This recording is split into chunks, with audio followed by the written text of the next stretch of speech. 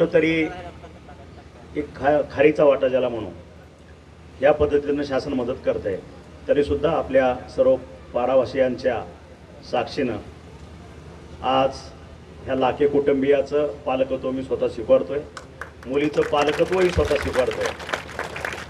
त्यांच्या गरजा किरकोळ भागवण्यासाठी हे पैसे उपयोगात येतील। तिच्या पुढच्या सर्व शिक्षणाची जबाबदारी आणि तिच्यावर अक्षता पडेपर्यंतची जबाबदारी ही माझ्या कुटुंबियाची असेल, माझी वैयक्तिक असेल। एवढंच वचन मी आज या कुटुंबियाला देतोय। जय हिंद, जय महाराष्ट्र।